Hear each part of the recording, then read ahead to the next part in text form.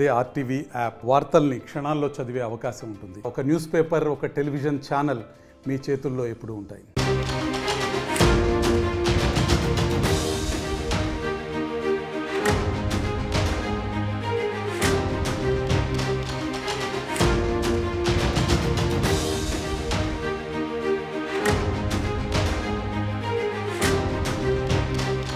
Breaking news చూస్తున్నారు. ఆ breaking text ని మీకు చూపించే ప్రయత్నం చేస్తున్నాం. ఆంధ్రప్రదేశ్లో తెలుగుదేశం పార్టీ కూటమిగా బంపర్ మెజారిటీ సాధించింది. అయితే ఇప్పుడు అందరి చూపు మంత్రులు ఎవరు అనే దాని మీద. ఆ మంత్రులు ఎవరు అనే అంశానికి సంబంధించి ఈ రోజు మీకు చూపించే ప్రయత్నం చేస్తున్నాం. ఏపీ కేబినెట్ కూర్పుపై తీవ్ర చర్చ జరుగుతోంది. కొత్త మంత్రులు ఎవరు అనే దాని మీద ఆసక్తి నెలకొంది. ఈ నేపథ్యంలో బంపర్ మెజారిటీ రావడంతో భారీగా ఆశావహుల సంఖ్య పెరుగుతోంది. సామాజిక వర్గాలు, జిల్లాల వారీగా మంత్రి పదవులకు సంబంధించి జనసేన, బీజేపీకి ఎన్ని కేబినెట్ బెర్తలు ఇస్తారనే దాని మీద ఇప్పుడు ఉత్కంఠకర చర్చ నడుస్తోంది. ఎస్సీ, ఎస్టీలోనూ అత్యధికులు గెలుపొందారు. కత్తి మీద సాములా మారిందని చెప్పుకోవాలి కేబినెట్ కూర్పు. ఏపీలో కేబినెట్ కూర్పు మీద ఇప్పుడు తీవ్రమైన చర్చ జరుగుతోంది. మీకు అందరికీ మేము ఎప్పుడో చెప్పాం, అందరికన్నా ముందుగా, అందరికన్నా వేగంగా, అందరికన్నా ఖచ్చితత్వంతో సమాచారం ముందుంచే ప్రయత్నం చేస్తుంది ఆర్టీవీ అని చెప్పి. తెలంగాణ ఎన్నికల సందర్భంలో కూడా అందరికన్నా ముందుగా, అందరికన్నా వేగంగా, అందరికన్నా ఖచ్చితత్వంతో ఎవరు మంత్రుల అంశానికి సంబంధించి మీ ముందు ఇచ్చే ప్రయత్నం చేశాం. ఇప్పుడు ఆంధ్రప్రదేశ్కి సంబంధించి కూడా ఆ మంత్రులు ఎవరు అనేది మీకు చూపించే ప్రయత్నం చేస్తాను. జిల్లాల వారిగా చూసే ప్రయత్నం చేద్దాం. ఒకసారి ఆ లిస్ట్ అనేది ఇప్పుడు మరికొద్దిసేపట్లో చూసే ప్రయత్నం చేద్దాం. Here it is. ఎస్, ముందుగా శ్రీకాకుళం నుంచి చూసుకుంటే ఇక్కడ దాదాపుగా ఇక్కడ 10 స్థానాలకు సంబంధించి మొత్తం శ్రీకాకుళం, విజయనగరం క్లీన్ స్వీప్ చేసిన సందర్భం చూస్తాం. అయితే ఇక్కడ కూన రవికుమార్, కాళింగ సామాజిక వర్గానికి సంబంధించి కూన రవికుమార్ను మంత్రివర్గంలో తీసుకునే అవకాశం కనిపిస్తోంది. అలాగే బీసీ సామాజిక వర్గం నుంచి అచ్చెన్నాయుడిని, టెక్కల నుంచి ఆయన గెలుపొందారు. అచ్చెన్నాయుడిని మంత్రివర్గంలోకి తీసుకునే అవకాశం ఉందనే చర్చ జోరుగా జరుగుతోంది. ఇది శ్రీకాకుళానికి సంబంధించి. ఇక విజయనగరం వెళ్దాం. విజయనగరం కూడా క్లీన్ స్వీప్ చేసిందనే చెప్పుకోవచ్చు. ఈ నేపథ్యంలో ఒకసారి ఇక్కడ కనుక మీరు గమనిస్తే చీపురుపాలెం నుంచి కళ వెంకట్రావు గెలుపొందారు. బీసీ సామాజిక వర్గానికి చెందిన నేత. ఈయనను మంత్రివర్గంలోకి తీసుకునే అవకాశం ఉన్నట్టుగా తెలుస్తోంది. అలాగే సాలూరు నుంచి గెలుపొందిన గుమ్మడి సంధ్యారాణి ఎస్టీ సామాజిక వర్గానికి చెందిన గుమ్మడి సంధ్యారాణిని కూడా కేబినెట్లోకి తీసుకునే అవకాశం ఉంది అనే చర్చ జరుగుతోంది. దీంతో పాటు విశాఖపట్నం వెళ్లే ప్రయత్నం చేద్దాం. ఇది విజయనగరానికి సంబంధించి. ఇక విశాఖపట్నం వెళ్దాం. విశాఖపట్నం నుంచి మీరు చూస్తే కనుక పాయకరావుపేట నుంచి గెలుపొందిన అనిత, ఎస్సీ సామాజిక వర్గానికి చెందిన అనితను ఇటు కేబినెట్లోకి తీసుకునే అవకాశం ఉందనే చర్చ జరుగుతోంది. అలాగే అనకాపల్లి నుంచి గెలుపొందిన కొనతాల రామకృష్ణ, బీసీ సామాజిక వర్గానికి చెందిన నేత. ఈయనను కేబినెట్లోకి తీసుకునే అవకాశం ఉంది అనే చర్చ జరుగుతోంది. ఇది విశాఖపట్నానికి సంబంధించి. ఇక విశాఖపట్నం నుంచి అలా ముందుకు వెళ్లే ప్రయత్నం చేద్దాం. విశాఖపట్నం తర్వాత తూర్పుగోదావరికి సంబంధించి ఇక్కడ పిఠాపురం నుంచి పవన్ కళ్యాణ్, కాపు సామాజిక వర్గానికి చెందిన నేత. జనసేనాని పవన్ కళ్యాణ్ని కేబినెట్లోకి తీసుకునే అవకాశం ఉందనే చర్చ చాలా విస్తృతంగా జరుగుతోంది. అలాగే రాజమండ్రి రూరల్ నుంచి కమ్మ సామాజిక వర్గానికి చెందిన బుచ్చయ్య చౌదరిని ఇటు కేబినెట్లోకి తీసుకునే అవకాశం ఉంది అనే చర్చ జరుగుతోంది. ఇక్కడ నుంచి వెస్ట్ గోదావరికి వెళ్లే ప్రయత్నం చేద్దాం. ఈస్ట్ గోదావరికి సంబంధించి చూసాం. ఒకసారి వెస్ట్ గోదావరి వెళ్దాం. వెస్ట్ గోదావరి నుంచి మీరు చూస్తే కనుక పాలకుల నుంచి గెలుపొందిన కాపు సామాజిక వర్గానికి చెందిన నిమ్మల రామానాయుడిని కేబినెట్లోకి తీసుకునే అవకాశం ఉంది అనే చర్చ జరుగుతోంది. దాంతోపాటు ఉండి నుంచి గెలుపొందిన క్షత్రియ సామాజిక వర్గానికి చెందిన రఘురామకృష్ణరాజుని కేబినెట్లోకి తీసుకునే అవకాశం ఉంది అనే చర్చ కూడా జరుగుతోంది. ఇక పశ్చిమ గోదావరి సంగతి చూసాం. కృష్ణకు వెళ్లే ప్రయత్నం చేద్దాం. కృష్ణాలో ఇక్కడ మచిలీపట్నం నుంచి గెలుపొందిన బీసీ సామాజిక వర్గానికి చెందిన కొల్లు రవీంద్రను కేబినెట్లోకి తీసుకునే అవకాశం ఉంది అనే చర్చ జోరందుకుంది. దాంతోపాటు జగ్గయ్యపేట నుంచి వైశ్య సామాజిక వర్గానికి చెందిన శ్రీరామ్ తాతయ్యను కేబినెట్లోకి తీసుకునే అవకాశం ఉంది అనే చర్చ జరుగుతోంది. ఇక్కడి నుంచి కృష్ణా నుంచి గుంటూరు వెళ్దాం. గుంటూరుకు సంబంధించి అక్కడ ఎవరిని మంత్రివర్గంలోకి తీసుకోవచ్చు అనే అంశానికి సంబంధించి చూసే ప్రయత్నం చేద్దాం.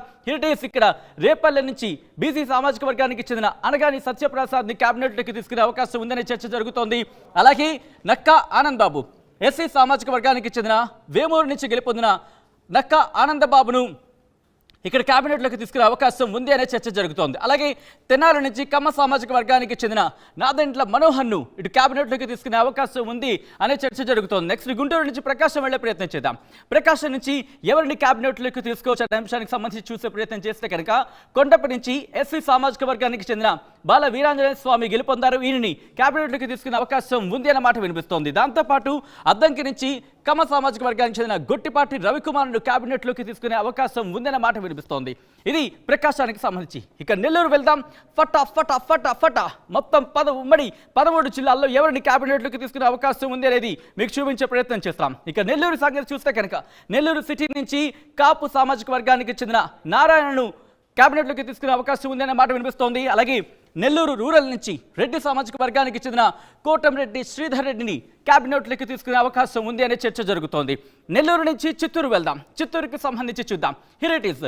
చిత్తూరు నుంచి రెడ్డి సామాజిక వర్గానికి చెందిన పీలేరు నుంచి గెలుపొందిన నల్లారి కిషోర్ కుమార్ రెడ్డిని కేబినెట్లోకి తీసుకునే అవకాశం ఉందనే మాట వినిపిస్తోంది. అలాగే జీడీ నెల్లూరు నుంచి ఎస్సీ సామాజిక వర్గానికి చెందిన విఎం థామస్ను కేబినెట్లోకి తీసుకొచ్చనే మాట వినిపిస్తోంది. ఇక ఇక్కడి నుంచి కడప వెళ్ళే ప్రయత్నించుదాం. కడపలో ఎవరికి సంబంధించి ఎటువంటి చర్చ జరుగుతుందని తెలుసుకునే ప్రయత్నం చేస్తే కనుక ఇక్కడ ఇంట్రెస్టింగ్గా రెడ్డి సామాజిక వర్గానికి చెందిన భూమిరెడ్డి రామ్ గోపాల్ రెడ్డిని ఆయన ఎమ్మెల్సీ ఆయనను ఇక్కడ కేబినెట్లోకి తీసుకునే అవకాశం ఉంది అనే మాట వినిపిస్తుంది. ఇంట్రెస్టింగ్ అనే చెప్పుకోవాలి. అలాగే కడప నుంచి రెడ్డి సామాజిక వర్గానికి చెందిన మాధవిరెడ్డిని కేబినెట్లోకి తీసుకునే అవకాశం పుష్కలంగా ఉంది అనే మాట వినిపిస్తోంది. ఇక్కడి నుంచి కర్నూలుకి వెళ్దాం. కర్నూలులో ఎవరు కేబినెట్లోకి వెళ్ళొచ్చు అనే అంశానికి సంబంధించి చూసే ప్రయత్నం చేద్దాం. Here it is. కర్నూలుకు సంబంధించి చూద్దాం. కర్నూలులో రెడ్డి సామాజిక వర్గానికి చెందిన బనగానపల్లి నుంచి గెలుపొందిన బీసీ జనార్దన్ రెడ్డికి సంబంధించి ఈయన కేబినెట్లోకి తీసుకునే అవకాశం ఉందనే మాట వినిపిస్తోంది. అలాగే నంద్యాల నుంచి మైనారిటీ వర్గానికి చెందిన ఎన్ఎండి ఫరూక్ని కేబినెట్లోకి తీసుకునే అవకాశం ఉంది అనే మాట వినిపిస్తోంది. ఇక అక్కడి నుంచి కర్నూలుకి నుంచి అనంతపురం వెళ్దాం. అనంతపురం సంబంధించి ఎవరు కేబినెట్లో ఉండొచ్చు అనే అంశానికి సంబంధించి చూసే ప్రయత్నం చేద్దాం. Here it is. అనంతపురం ఇక్కడ ధర్మవరం నుంచి పోటీ చేసిన బీసీ సామాజిక వర్గానికి చెందిన సత్యకుమార్ను కేబినెట్లో తీసుకునే అవకాశం ఉంది అనే చర్చ జోరందుకుంది. అలాగే ఉరవకొండ నుంచి కమ్మ సామాజిక వర్గానికి చెందిన పయ్యావల కేశవ్ను కేబినెట్లోకి తీసుకోవచ్చు అనే మాట వినిపిస్తోంది. ఇక అనంతపురం నుంచి నెక్స్ట్ ఆల్ రైట్, అనంతపురం నుంచి అనంతపురం వరకు చూసాం. ఇప్పుడు మా ప్రతినిధి కృష్ణమోహన్ దగ్గరికి వెళ్ళే ప్రయత్నం చేస్తున్నాను. ఎందుకంటే ఇంట్రెస్టింగ్గా ఉన్నాయనే చెప్పుకోవాలి. దాదాపుగా 164కు సంబంధించి అవును, ఇటువంటి నేపథ్యంలో ఎవరికి క్యాబినెట్లు తీసుకునే అవకాశానికి సంబంధించి చాలా కసరత్తు చేస్తోంది ఇటు కూటమి. ఈ నేపథ్యంలో ఆర్టీవీ టీం కూడా అటువంటి కసరత్తే చేస్తుంది. ఎవరిని క్యాబినెట్లోకి తీసుకోవచ్చు, ప్రతి జిల్లాకు సంబంధించి ఉమ్మడి 13 జిల్లాలకు సంబంధించి కసరత్తు చేసింది. కసరత్తు చేసి అక్కడ ఉన్న గ్రౌండ్ లెవెల్ సిచ్యువేషన్ తెలుసుకొని మేము అందించే ప్రయత్నం చేస్తాం. మా ప్రతినిధి కృష్ణమోహన్ అప్డేట్స్ అందించేందుకు లైవ్లో సిద్ధంగా ఉన్నారు. కృష్ణమోహన్, ఉమ్మడి 13 జిల్లాల నుంచి చూసుకుంటే కనుక ఇది చాలా టఫ్ సిచ్యువేషన్ అని చెప్పుకోవాలి. పార్టీకి ఎటువంటి టఫ్ సిచ్యువేషను, ఇన్ఫ్యాక్ట్ మనం కూడా అటువంటి హార్డ్ వర్కే చేస్తాం. ఎందుకంటే అన్ని స్థానాల నుంచి ఎవరికి ఇవ్వచ్చు, ఎందుకంటే సామాజిక వర్గాలకు సంబంధించి కావచ్చు, సీనియారిటీ కావచ్చు, పార్టీ కష్ట సమయంలో ఉన్న వాళ్ళకి సంబంధించి కావచ్చు, ఇవన్నీ చాలా ఈక్వేషన్స్ని ఫాలో చేస్తూ తీసుకోవాల్సి ఉంటుంది. అయితే నా ఫస్ట్ క్వశ్చన్ ఇంట్రెస్టింగ్గా లోకేష్కి సంబంధించి, ఎందుకంటే క్యాబినెట్కి సంబంధించి ఇన్ని పేర్లు చూసాను. నేనైతే ఇంకా ఎగ్జైటెడ్గా ఉన్నా, మేబీ లోకేష్ కూడా క్యాబినెట్ తీసుకోవచ్చేమని చెప్పి. కానీ లాస్ట్ మినిట్ వరకు ఎక్కడ లోకేష్ పేరు వినిపించలేదు. కారణం ఏంటో తెలుసుకోవచ్చా? అసలు ఎటువంటి క్యాలిక్యులేషన్స్ పరిశీలిస్తోంది? ఎస్ సచిన్, డెఫినెట్గా ఈ మంత్రివర్గ కూర్పులో లోకేష్ పేరు లేకపోవడం మాత్రం కాస్త విస్తుపోయే నిజంగా లోకేష్ అభిమానులకి కొంత ఇబ్బంది కలిగే పరిస్థితి కూడా. కాకపోతే ఇది నిజం కాబోతుంది అనేది టీడీపీ నుంచి వస్తున్న వర్గాల నుంచి మనకు అందుతున్న సమాచారం. దీని మీద చాలా దూరంగా చాలా సేపు దీని గురించి ప్రయత్నాలు చేశాం, అసలు ఎందుకు లోకేష్కి క్యాబినెట్లో చోటు ఉండట్లేదు అని. కానీ లోకేష్ ఈసారి మాత్రం పూర్తిగా కార్యకర్తల కోసమే పని చేయాలి, పార్టీ క్యాడర్కి పూర్తిగా అందుబాటులో ఉండాలి. తన తండ్రి చంద్రబాబు నాయుడు ముఖ్యమంత్రి హోదాలో ఉన్నారు, తర్వాత పవన్ కళ్యాణ్ని అక్కడ డిప్యూటీ సీఎంగా చూడబోతున్నారు. అవకాశం ఉంటే పవన్ కళ్యాణ్కి డిప్యూటీ సీఎం సీట్ రాబోతుంది. సో ఇటువంటి పరిస్థితుల్లో క్యాడర్ కష్టాలని ఆదుకోవడంలో ఇంత బంపర్ మెజార్టీ ఇచ్చారు. 161 మెజార్టీని నిజంగా అనుకుంటే టీడీపీ వాళ్ళే ఎక్స్పెక్ట్ చేయలేదు. అంత మెజారిటీ ఇచ్చిన ప్రజలకి ఖచ్చితంగా నేను అందుబాటులో ఉంటే బాగుంటుందని అని ఆయన స్వయంగా చెప్తున్నారు. అందుకే ఈసారి తన మంత్రివర్గంలో కూర్పు కోసం ఈసారి తన మంత్రివర్గంలో నాకు అవసరం లేదు, మీరు ఏ విధంగా అయినా సరే పార్టీ గెలుపు కోసం పనిచేసిన కార్యకర్తల్ని నాయకులకి పదవులు ఇవ్వండి, అలాగే మనకి కష్టకాలంలో నిలిచిన జనసేనకు సీట్లు ఇవ్వండి, అలాగే బీజేపీతో కూడా మనం పొత్తులో ఉన్నాం కాబట్టి ఆయన ఈ వ్యవహారం మీద చాలా సీరియస్గానే వర్కౌట్ చేస్తున్నారు అనేది. అందుకనే తనకి సీటు లేకపోయినా మంత్రి బర్తు లేకపోయినా పర్లేదు, నేను పూర్తిగా కూడా కార్యకర్తలకి అందుబాటులో ఉంటాను అనే ఒక నిర్ణయానికి వచ్చినట్టుగా చాలా స్పష్టంగా మనకు ఒక సమాచారం అయితే ఉంటుంది. కరెక్ట్, అందులో భాగంగానే ఆయన తీసుకున్న నిర్ణయం కూడా చాలామంది కార్యకర్తలు హర్షం వ్యక్తం చేస్తున్నారు. బేసిక్గా చాలామందితో మంత్రులు లేకపోతే లోకేష్ ఎలా ఉంటుంది, మీరేమనుకుంటున్నారంటే ఎస్ మాకు గతంలో కూడా కొంత గ్యాప్ వచ్చింది, ఆ గ్యాప్ని ఆ కార్యకర్తలకి నాయకుడికి మధ్య సంబంధం లేకపోవడం వల్లనే ఈ సమస్యలు వచ్చాయి. ఇప్పుడు మనం చూడొచ్చు, చంద్రబాబు ఇక్కడ వైసీపీ 151 బంపర్ మెజార్టీ వచ్చిన తర్వాత కేవలం 11 స్థానాలకి పడిపోయారు అంటే అక్కడ గ్యాప్. ఇప్పుడు నాయకులందరూ ఎమ్మెల్యేలు అందరూ కూడా మాట్లాడుతుంది ఒకటే, వైసీపీలో ఓడిపోయిన ఎమ్మెల్యేలు వీళ్ళందరూ మాట్లాడుతుంది మాకు నాయకుడికి మధ్య సంబంధాలని మధ్యలో వ్యక్తులు అంటే మీడియేటర్లు, చుట్టుపక్కల ఉన్న మీడియేటర్లు ఒక కోటరి మమ్మల్ని పూర్తిగా కూడా దూరం చేసింది జగన్మోహన్ రెడ్డికి. జగన్మోహన్ రెడ్డి కోసం అన్ని రకాల ప్రయత్నాలు చేసినా మేము గెలవలేకపోవడానికి కూడా కారణం ఈ కోటరే అని సాక్షాత్తు ఎమ్మెల్యే పదవులకి పోటీ చేసి ఓడిపోయిన నాయకులే మాట్లాడుతున్నారు. ఇక అంటే ఎమ్మెల్యేలకే నాయకుడితో రిలేషన్ లేనప్పుడు ఇంకా కార్యకర్త ఎక్కడి నుంచి ఓటేస్తాడు? కార్యకర్త ఎవరి దగ్గరికి వెళ్ళాలి? తన కష్టానికి చెప్పుకోవాలన్నా, తన నష్టాన్ని చెప్పుకోవాలన్నా ఎందుకు వెళ్ళాలి, ఎక్కడికి వెళ్తాడు అనేది అర్థం కాని పరిస్థితి. ఎమ్మెల్యేలే రోడ్ల మీద బయట కనీసం కూర్చోమని చెప్పే అధికారులు కూడా సీఎంఓలో లేకపోవడం వలన మేమంతా ఓడిపోయామని చెప్పి మాట్లాడుతున్న పరిస్థితి మనం చూసాం. జక్కంపూడి రాజా చాలా క్లియర్గా చెప్పారు, జరుగుతున్న ల్యాప్సెస్ ఎక్కడైతే జరిగింది, ఎందుకు ఇంత ఘోర పరాభవం మూటగొట్టుకున్నామంటే కారణాలు ఇవే. చుట్టూ ఉన్న కోటరీ ఏం చెప్తుందో నాయకుడికి చెప్పదు, నాయకుడు ఏం చెప్తున్నాడో ఈ కోటరు డైరెక్ట్గా కార్యకర్తకు కావచ్చు, నాయకుడికి కావచ్చు తెలియకూడదు. ఈవెన్ ఒక ఎమ్మెల్యేనే ఆ స్థానానికి పోలేకపోతే అక్కడ పరిస్థితి ఏముంటుందో చాలా అర్థమవుతున్న పరిస్థితి. సో ఇటువంటి సిచ్యువేషన్నే లోకేష్ చాలా క్లియర్గా అర్థం చేసుకున్నారు. ఇటువంటి పరిస్థితులు రాకూడదు, కార్యకర్తలు ఎన్ని ఇబ్బందులు పడి ఈసారి కూటమిని అధికారంలో తీసుకురావడానికి, తెలుగుదేశం పార్టీని అధికారంలో తీసుకురావడానికి ఎన్ని తమ ప్రాణాలని అడ్డంగా పనంగా పెట్టి ఈరోజు ఆ వర్కౌట్ చేసుకున్నారు కాబట్టి మాకు ఇంత బంపర్ మెజార్టీ వచ్చిన పరిస్థితి. సో అటువంటి పరిస్థితుల్లో కార్యకర్తకి అండగా ఉండాలి అనేది తాను తీసుకుంటున్న నిర్ణయం అన్నట్టుగా ఆయన చెప్తున్న పరిస్థితి. కానీ ఆయన చాలా క్లియర్గా లోకేష్ అందుకే తన పదవి కూడా భర్తకు మంత్రి పదవి కూడా త్యాగం చేయబోతున్నారు అనేది మనకు వస్తున్న సమాచారం. ఎందుకంటే ఇప్పటికీ చాలా మంది అంటారు అసలు లోకేష్ లేకుండా మంత్రివర్గం లేదు అని. గతంలో ఆయన ఓడిపోయినా కూడా ఆయనకి మంత్రి పదవి ఇచ్చారని చెప్పి చాలాసార్లు ఆయనతో మాట్లాడారు. ఒక ఎమ్మెల్సీని కట్టబెట్టి ఆయనకి మంత్రి పదవిని చేశారు, దొడ్డిదారులో మంత్రి పదవి అయ్యాడు అని చెప్పుకున్నారు. కానీ ఈసారి 91,000 ఓట్ల మెజార్టీతో 91,500 ఎక్కడైతే ఓడిపోయారో అక్కడే తాను గెలిచి తన సత్తా ఏందో చూపించుకున్నాడు నారా లోకేష్. అటువంటి వ్యక్తి ఈరోజు మంత్రి పదవిని కూడా త్యాగం చేస్తున్నాడంటే కార్యకర్తలకి అండగా ఉండాలి, కార్యకర్తలకి అందుబాటులో ఉండాలి, కార్యకర్తకి ఏమి జరిగినా నేనున్నాను అనే భరోసా కల్పించాలి అనే ఉద్దేశం మీదనే ఈ ప్రయత్నం చేస్తున్నాడు అనేది చాలా స్పష్టంగా అర్థమవుతుంది సచిన్. అందుకే బంద్లో నుంచి తన త్యాగం, ఎందుకంటే 23 మంది కంటే 25 మంది కంటే ఎక్కువ మంత్రి పదవులు ఇవ్వలేరు. సమస్య ఏంటి, గెలిచిన వాడు పోటీ చేసిన ప్రతి ఒక్కడు గెలిచేశాడు. సో ఆ షేర్ లో 25 మంది కంటే మంత్రి పదవులు ఎక్కువ ఇవ్వాల్సిన పరిస్థితి లేదు. సో ఉన్న దాంట్లో తన త్యాగం చేస్తే నాయకుడు కూడా తాను నమ్ముతారు అని చంద్రబాబు లోకేష్ చాలా క్లియర్ గా భావిస్తున్నట్టుగా అర్థమవుతుంది. అందుకే మంత్రి పదవికి కూడా తాను దూరంగా ఉండాలని ఒక నిర్ణయానికి వస్తున్నట్టుగా సమాచారం ఉంది. కానీ ఇంట్రెస్టింగ్ యాడింగ్ టు దిస్, ఎందుకంటే మీరు అన్నట్టుగా లోకేష్కి ఇన్ఫాక్ట్ మంత్రి పదవి లేదు అని చెప్పి అనుకుంటున్న సందర్భంలో ఇక్కడ చాలామంది సీనియర్స్ కనిపిస్తున్నారు, ముఖ్యంగా గంటా లాంటి వాళ్ళు కావచ్చు, లేకపోతే మరికొంతమంది. సో వీళ్ళకి సంబంధించి ఎందుకంటే ఏం జరుగుతోంది అని ఒక ఇంట్రెస్టింగ్ డిస్కషన్ ఇప్పటికే స్టార్ట్ అయ్యింది. వాళ్ళు ఎందుకు ఇటు తీసుకోవట్లేదు అనే అంశానికి సంబంధించి అంటే ఎటువంటి అంశాన్ని పరిగణలోకి తీసుకుంటోంది సీనియర్స్ విషయంలో?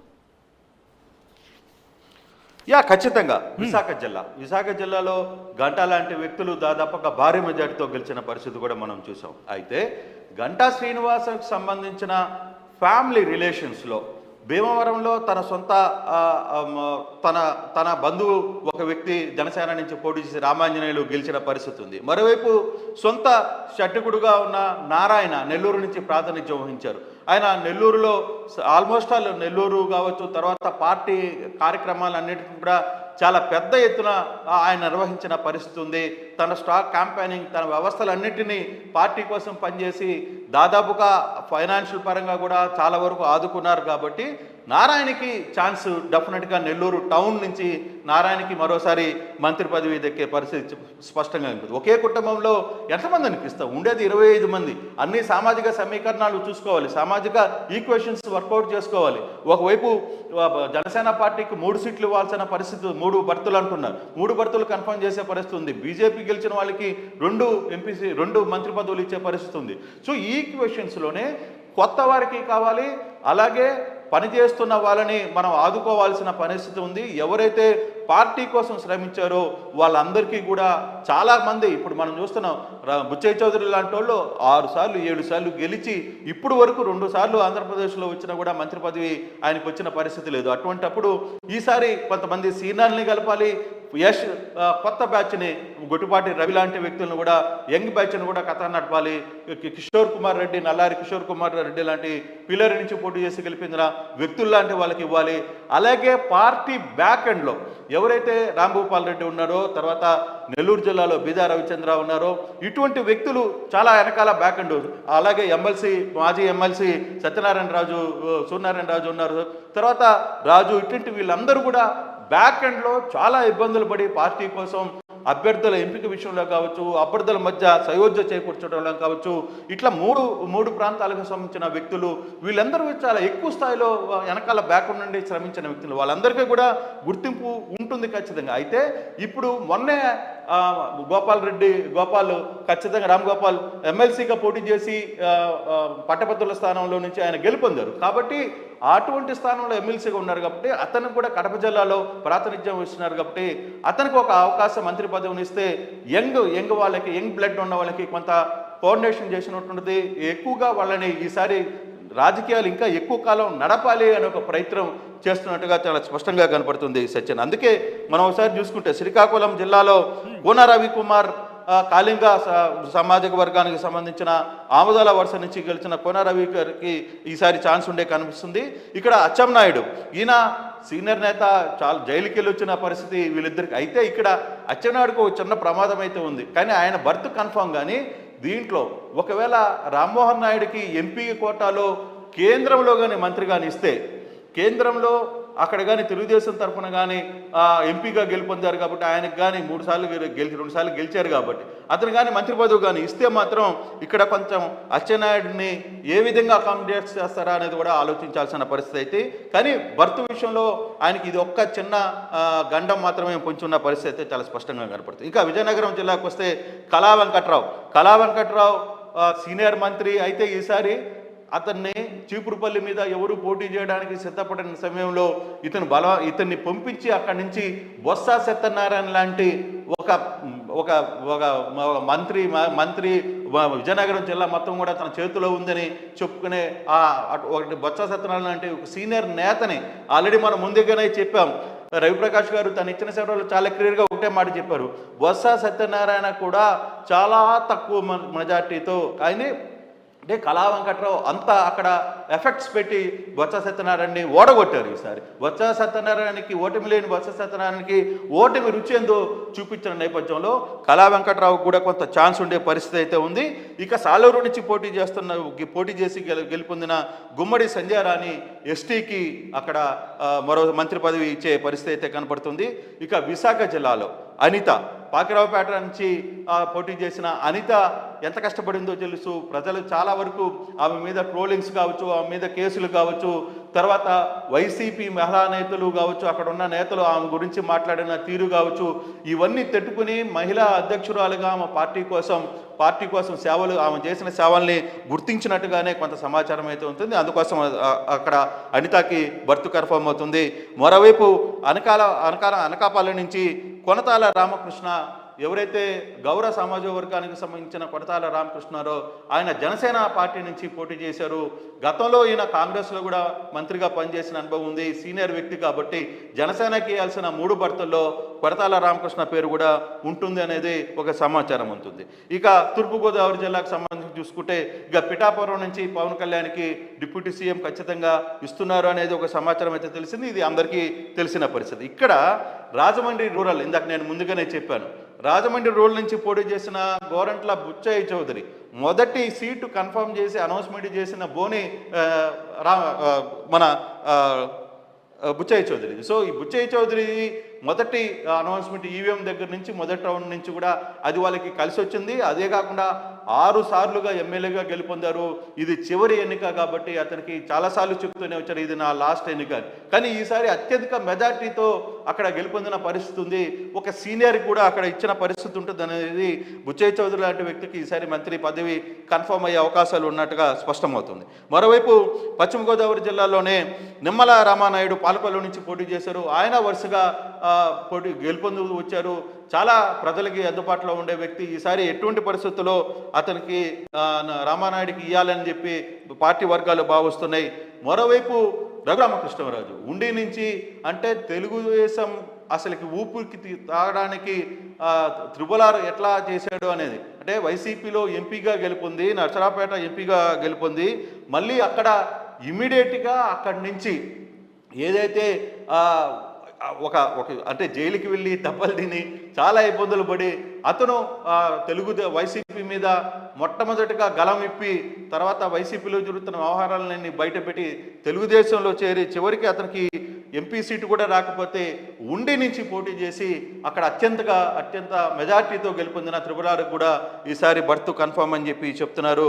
అయితే మొదటి నుంచి బర్త్ కాల గవర్నమెంట్ కానీ వస్తే అతనికి స్పీకర్ పదవి ఇచ్చే అవకాశాలు ఉన్నప్పుడు, కానీ ఆ విషయంలో మాత్రం చాలాసార్లు క్లియర్గా ఆయన ఒకటే మాట చెప్పారు. మనతో కూడా మాట్లాడుతూ స్పీకర్ పదవి నేను చేయలేను, ఖచ్చితంగా అవసరమైతే మంత్రిగా అవకాశం ఇస్తే మాత్రం తన సేవల్ని ఖచ్చితంగా నేను బాధ్యతగా నిర్వహిస్తానని చెప్పిన పరిస్థితుల్లో సో ఆ కోటలో రఘురామకృష్ణరాజుకి ఉండి నుంచి వచ్చే పరిస్థితి స్పష్టంగా కనపడుతుంది. ఇక కృష్ణా జిల్లా నుంచి కూడా చూసుకుంటే బీసీ సామాజిక వర్గానికి సంబంధించిన కొల్లు రవీంద్రను కూడా జైలుకి పంపించి చాలా ఇబ్బందులకు గురి చేసిన పరిస్థితి ఉంది. అతనికి సీటు కన్ఫర్మ్ అయ్యే పరిస్థితి కనపడుతుంది. అలాగే జగ్గయ్యపేట నుంచి వైశ్య సామాజిక వర్గానికి సంబంధించిన శ్రీరామ్ తాతయ్యకి కూడా బర్తు కల్పించే అవకాశం చాలా స్పష్టంగా కనపడుతుంది. అలాగే గుంటూరు జిల్లా నుంచి అనగాని సత్యప్రసాద్ ఎవరైతే రేపల్లె నియోజకవర్గం నుంచి బీసీ సామాజిక వర్గం నుంచి గెలుపొందారో ఈయన కూడా చాలా కాలంగా పార్టీ సేవలు చేశారు. అలాగే అక్కడ ఎస్సీ మాలా సామాజిక సంబంధించిన వేమూరు నుంచి పోటీ చేసిన నక్క ఆనందబాబుకి ఛాన్స్ ఉంది. ఇక అలాగే దీంట్లో ఇంకొకటి ఏంటంటే నాదెండ్ల మనోహర్, ఖచ్చితంగా నాదెండ్ల మనోహర్ జనసేన గ్రూప్లో మొత్తం పార్టీ కార్యక్రమాలని జనసేనను తెలుగుదేశాన్ని దగ్గరుండి నడిపించిన వ్యక్తుల్లో నాదెండ్ల మనోహర్ కూడా ఒకరు కాబట్టి ఖచ్చితంగా అతనికి ప్రయారిటీ ఇచ్చే పరిస్థితి. అందులో అతను కమ్మ సామాజిక వర్గానికి సంబంధించిన వ్యక్తిగా ఉన్నారు కాబట్టి ఆయనకు కూడా బర్తు అవకాశం ఉంది అనేది చెప్తున్నారు. ప్రకాశం జిల్లాకు సంబంధించి డోలా బాల వీరేంజయ స్వామి ఎస్సీ కొండేపి సంబంధించిన వ్యవహారం, అలాగే గుట్టుపాటి రవికుమార్ ఎవరైతే అద్దంకి నుంచి పోటీ చేసి గెలుపొందారో వీళ్ళిద్దరికీ ప్రకాశం జిల్లా నుంచి ఛాన్స్ వచ్చే పరిస్థితి స్పష్టంగా కనబడుతుంది. నెల్లూరు జిల్లా నుంచి పొంగూరు నారాయణ సంగతి ఇందాకనే మనం మాట్లాడుకున్నాం. గంటా శ్రీనివాసరావు కావచ్చు, వీళ్ళందరికీ దీనికంటే ముందు పార్టీకి చాలా బ్యాక్ ఎండ్గా ఉండి పార్టీ యాక్టివిటీస్ని పార్టీ వ్యవహారాన్ని మొత్తం కూడా నారాయణ నడిపారు కాబట్టి నారాయణకి ఖచ్చితంగా సీటు ఉండబోతుంది. అలాగే కోటమిరెడ్డి శ్రీధర్ రెడ్డి 2 సార్లు వైసీపీలో మా ఎమ్మెల్యేగా గెలుపొంది పార్టీకి అంటే అధికారంలో ఉండంగానే దాదాపుగా సంవత్సరం ఉన్న ముందే అక్కడ వైసీపీ మీద ఎదురు తిరిగి అధికారుల వ్యవహార శైలి అక్కడ అతను కూడా అదే చెప్పాడు. ఆ రోజు చాలా ఖచ్చితంగా పార్టీలో మొట్టమొదటిగా పార్టీ నుంచి రెబల్ ఎమ్మెల్యేగా బయటకు వచ్చిన వ్యక్తులు కోటమిరెడ్డి శ్రీధర్ రెడ్డి చాలా బయటకు వచ్చి అధికారుల వ్యవహార శైలి ఇప్పుడు అధికారులు మాట్లాడుతున్నారు. ఇప్పుడు వైసీపీ ఎమ్మెల్యేలు ఓడిపోయిన ఎమ్మెల్యేలు అక్కడున్న కోటరీ గురించి మాట్లాడుతారు. కానీ ఈ వ్యవహారాన్ని శ్రీధర్ రెడ్డి 1.5 రోజుల ముందే 1.5 సంవత్సరం ముందే బయటకు వచ్చి మాట్లాడిన వ్యక్తులు ఆయన ముందుకు వచ్చారు కాబట్టి సో ఆయనకు కూడా రెడ్డి సమాజ వర్గంలో ఈసారి ఛాన్స్ ఉంది అనేది చాలా స్పష్టంగా అర్థమవుతుంది. ఇక చిత్తూరు జిల్లా నుంచి నల్లారి కిషోర్ కుమార్ రెడ్డి పిల్లేరు నుంచి గెలుపొందారు. ఆయన 2 సంవత్సరాలు లాస్ట్ టైం ఓడిపోయినప్పటికీ కూడా అక్కడే నిలబడి పోటీ చేసి చాలా ఇష్యూస్ని ఎదుర్కొని సో చిత్తూరు జిల్లాలో పార్టీ కోసం పనిచేసిన వ్యక్తుల్లో నల్లారి కిషోర్ కుమార్ రెడ్డికి రెడ్డి సామాజిక వర్గం నుంచి పీలేరు నుంచి గెలుపొందిన అతనికి సీట్ ఇవ్వబోతున్నారు. అలాగే థామస్ జిడి గంగాధర్ నెల్లూరు నుంచి కూడా డిప్యూటీ సీఎం వాళ్ళ కుటుంబాన్ని అక్కడ వాళ్ళ అడ్డాగా ఉన్న కుటుంబాన్ని దాన్ని ఓడగొట్టి అక్కడ ఎస్సీ సామాజిక వర్గం నుంచి గెలుపొందారు కాబట్టి థామస్కి. అలాగే కడప జిల్లా ఇందాక నేను చెప్తున్నట్టుగా భూమిరెడ్డి రామ్ గోపాల్ రెడ్డి ఎవరైతే ఎమ్మెల్సీగా ఉన్నారో ఆయన బ్యాక్ ఎండ్లో ఎవరైతే పార్టీ కార్యక్రమాల్లో భారతీయ ఎలక్షన్స్లో బ్యాక్ ఎండ్లో చాలా వరకు రామ్ గోపాల్ రెడ్డి కావచ్చు, లేకపోతే బీదా రవిచంద్ర నెల్లూరు జిల్లా నుంచి బీదా రవిచంద్ర కావచ్చు, అలాగే మన ఉండి దగ్గర నుంచి వచ్చే సత్యనారాయణ కావచ్చు, సూర్యనారాయణ కావచ్చు, రాజు ఎమ్మెల్సీ మాజీ ఎమ్మెల్సీ వీళ్ళందరూ కూడా కలిసి చాలా వరకు కూడా పార్టీకి బ్యాక్ ఎండ్లో పార్టీ కోసం నిలబడి కార్యకర్తల్ని ఎమ్మెల్యేల మధ్య గ్యాప్ని తర్వాత నాయకుల మధ్య గ్యాప్ని వీటన్నిటిని సర్ది చేయడంలో చాలా వరకు సీరియస్గా ఉంది. మరి వాళ్ళిద్దరికి ఎందుకు ఇవ్వట్లేదు బీదాకి లేకపోతే రాజు కంటే వాళ్ళు ఎమ్మెల్సీ పదవిలో లేరు, మళ్ళీ ఎమ్మెల్సీగా వాళ్ళిద్దరిని తీసుకోవాల్సిన పరిస్థితి, అందువల్ల కొంత ఆలస్యమయ్యే పరిస్థితి అయితే కనపడుతుంది. ఇప్పుడు కరెంట్ ఎమ్మెల్సీగా ఆయన పదవిలో ఉన్నాడు కాబట్టి రామ్ గోపాల్ రెడ్డికి ఖచ్చితంగా భర్తీ రాబోతుంది. ఇక మాధవిరెడ్డి కడప టౌన్లో ఇక్కడ ఇంట్రెస్టింగ్ క్వశ్చన్, ఎందుకంటే ఇప్పటికీ 133 ఎమ్మెల్యేల మధ్య ఇప్పుడు పోటీ ఉన్న నేపథ్యంలో ఒక ఎమ్మెల్సీని తీసుకోవడంతో మరింత అంటే ఒక ఎమ్మెల్సీకి ఇవ్వడంతో ఇది మరింత ఇబ్బందికర వాతావరణం కాదా? అటువంటి ఆలోచన ఏమైనా చేస్తుందా? ఒక ఎమ్మెల్సీకి ఇవ్వడం అంటే బహుశా ఇవన్నీ ఆలోచించుకోవాలి 133 ఎమ్మెల్యే సందర్భంలో కూడా.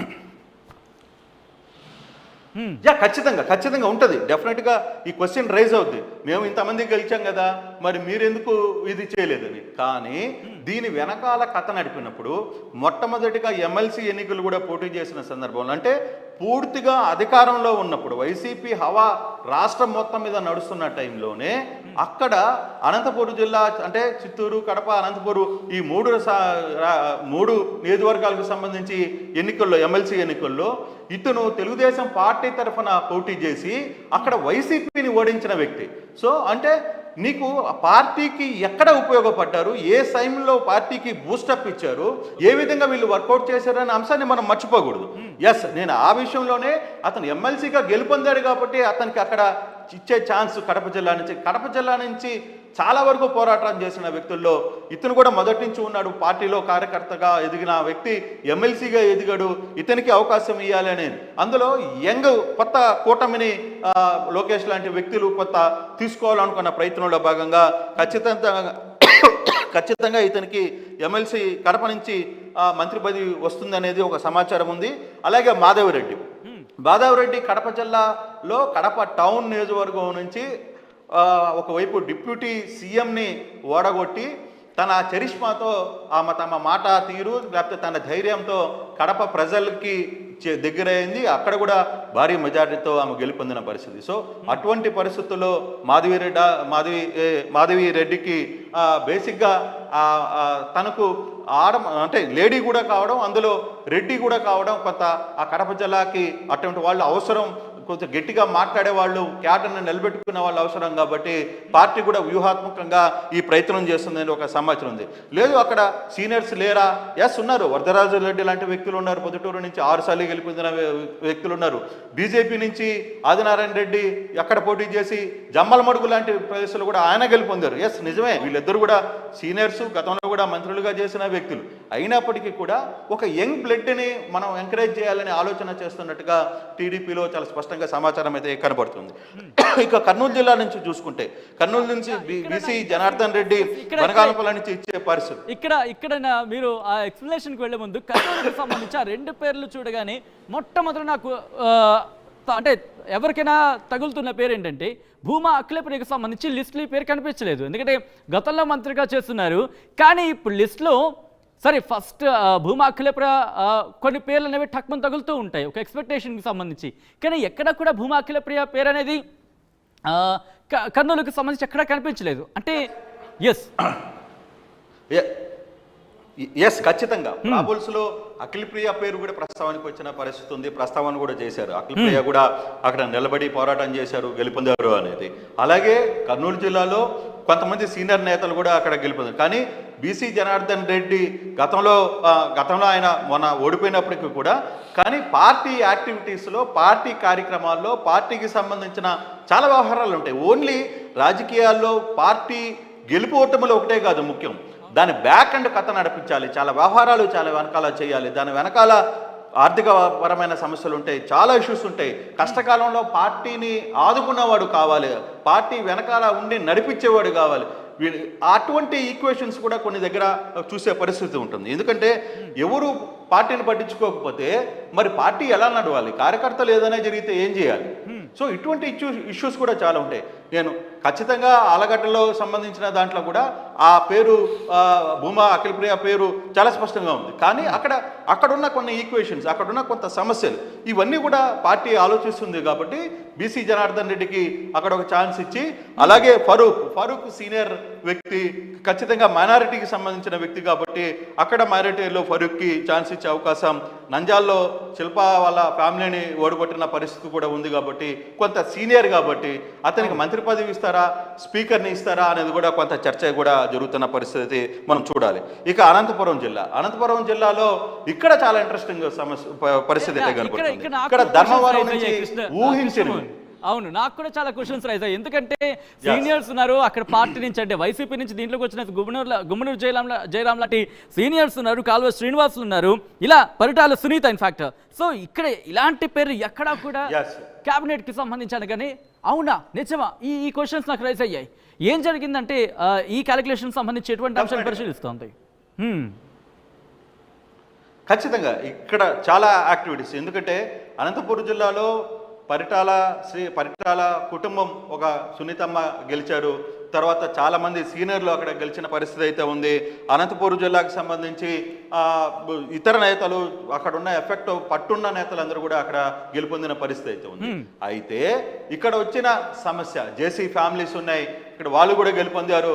అయినప్పటికీ కూడా ఇక్కడ ఒక కొత్త ఈక్వేషన్ అయితే వచ్చింది. ఎక్కడైతే ధర్మవరంలో బీసీ సామాజిక వర్గానికి సంబంధించి బీజేపీ నుంచి పోటీ చేసిన సత్యకుమార్ ఎవరైతే ఉన్నారో, సత్యకుమార్ అక్కడ కేతిరెడ్డిని దాదాపుగా 13,000 14,000 లీడింగ్ ఉన్న కేతిరెడ్డిని చివరికి 4,000తో దాన్ని ఓవర్కమ్ చేసి గెలుపొందిన వ్యక్తి సత్యకుమార్. నిజంగా చాలా ఇంట్రెస్టింగ్ జరిగింది. లాస్ట్ వరకు కూడా దీని మీద పెద్ద టెన్షన్ వాతావరణంలోనే జరిగింది. అయితే బీజేపీకి సత్యకుమార్కి ఉన్న ఈక్వేషన్స్, ఎందుకంటే సత్యకుమార్ కేంద్ర స్థాయిలో పనిచేసినారు, అక్కడ ఉన్న చాలా కాంటాక్ట్స్ ఉన్నాయి, చాలా వరకు మంచి పరిచయాలు ఉన్నాయి అతనికి. ఈ పరిచయాలన్నీ కూడా అతనికి ఈసారి మంత్రి పదవి లభించడంలో చాలా కీలకంగా పనిచేస్తుంది అనేది చాలా స్పష్టంగా అర్థమవుతున్న పరిస్థితి. అందులో భాగంగానే సత్యకుమార్కి బీజేపీ నుంచి ఇచ్చే 2 సీట్లలో 1 సీటు బీజేపీ నుంచి సత్యకుమార్కి ఇవ్వబోతున్నారు అనేది ఒకటి. రెండవది పయ్యావుల కేశవ్, ఉరవకొండ నుంచి పయ్యావుల కేశవ్. బేసిక్గా పయ్యావుల కేశవ్ మొన్న కూడా గెలిచారు, ఈసారి కూడా పయ్యావుల కేశవులు గెలిచారు. అయితే పయ్యావుల కేశవ్ పార్టీ కోసం బ్యాక్ఎండ్లో చాలా వరకు పనిచేసిన పరిస్థితి అయితే ఉంది, చాలా కష్టపడ్డారనేది ఒక సమాచారం ఉంది. ఈ కమ్మ సామాజిక వర్గానికి సంబంధించిన వ్యక్తులు మిగతా వాళ్ళు ఉన్నప్పటికి కూడా, పరిటాల లాంటి కుటుంబం ఉంది, తర్వాత చాలామంది అక్కడ పనిచేశారు యాక్టివ్గానే, ఇతర ఫ్యామిలీస్ కూడా గట్టి ఫ్యామిలీస్ ఆడ పనిచేసి ఉన్నప్పటికీ కూడా కేశవ్ని ఈసారి మంత్రి పదవిని చేయాలి. ఎందుకంటే గతంలో పరిటాల కుటుంబానికి మంత్రి పదవిని ఇచ్చారు. సో ఒకసారి వాళ్ళకి ఇచ్చాం కాబట్టి ఈసారి వేరే ఈక్వేషన్ని వర్కౌట్ చేద్దామనే ఒక ఈక్వేషన్ అయితే నడుస్తున్నట్టుగా కొంత సమాచారం ఉంది. మేబీ 1 కేస్ 2 కేసులో కూడా పరిటాల సునీత ఫ్యామిలీకి కూడా ఛాన్స్ కూడా ఉంది, ఛాన్స్ లేదని నేను చెప్పలా. బట్ ఇక్కడున్న ఈక్వేషన్స్ లో కొంత ప్రయారిటీ, ఏలో ఎవరున్నారు, బిలో ఎవరున్నారు, సిలో ఉన్నారు. కారణం బహుశా భారీ మెజారిటీ గెలవడం కూడా ఈ టఫ్ సిచ్యువేషన్ కి బహుశా కారణమేమో ఇక్కడ. డెఫినెట్ గా, ఎందుకంటే 161 మంది ఎమ్మెల్యేలు గెలిచారు. ఎవరికి ఇవ్వాలి, ఎంతమందికి ఇవ్వాలి, ఏ క్యాస్ట్ ఈక్వేషన్స్ ఉంటాయి, ఎస్సీలకు ఇవ్వాలి, సామాజిక వర్గాలకు సంబంధించిన ఎస్టీలకు ఇవ్వాలి, మైనారిటీకి ఇవ్వాలి, బీసీలకు ఇవ్వాలి, కాపులకు ఇవ్వాలి, కమ్మలకు ఇవ్వాలి, రెడ్లకు ఇవ్వాలి, మైనారిటీలకు ఇవ్వాలి. ఇన్ని ఈక్వేషన్స్ ఉన్నప్పుడు కొన్ని సమస్యలు తప్పవు. నిజంగానే పార్టీ అధినేతకు తల బొప్పి కొడుతుంది ఈ వ్యవహారంలో కూడా, ఎందుకంటే ప్రెజర్స్ ఉంటాయి, అక్కడ ఒత్తిళ్లు ఉంటాయి. బహుశా వైసీపీ లాగా 2 టర్మ్లుగా క్యాబినెట్ కి సంబంధించి కూడా ఆలోచన జరిగే అవకాశం ఉందనుకోవాలా ఇక్కడ? అంటే బహుశా 2 టర్మ్లు కాకపోవచ్చు, అంటే అటువంటి సినారియో. డెఫినెట్ గా కూడా ఉంది, ఛాన్స్ ఉంది. ఎందుకంటే ఇంతమంది వచ్చినప్పుడు అందరికీ అవకాశం, మంత్రి పదవి ఇవ్వాలి, అందరికీ మంత్రిగా చూడాలనే కోరిక కూడా ఉంది. దీంట్లో ఫస్ట్ టర్మ్ మంత్రి ఛాన్స్ మిస్ లాస్ట్ మూమెంట్ వరకు. ఎందుకంటే ప్రమాణ స్వీకారానికి పార్టీ వర్గాలు ఫోన్లు చేసే వరకు కూడా లాస్ట్ మూమెంట్ వరకు కూడా ఈక్వేషన్స్ మారిపోతుంటాయి. అప్పటికప్పుడు అక్కడ 4 రెడ్డిలు ఇచ్చేసే మొత్తం 4 రెడ్లు అయ్యారు, లేదు కాపులు 3 అయ్యారు, వీళ్ళని కొంత పెంచుతామా, ఈక్వేషన్ సామాజిక వర్గాల ఈక్వేషన్ ఎప్పటికప్పుడు మారుతున్న పరిస్థితుల్లో ప్రాబల్స్ లో ఇప్పుడున్న ప్రాబల్స్ లో ఈ పేర్లు అయితే చాలా స్పష్టంగా వినపడుతున్నాయి.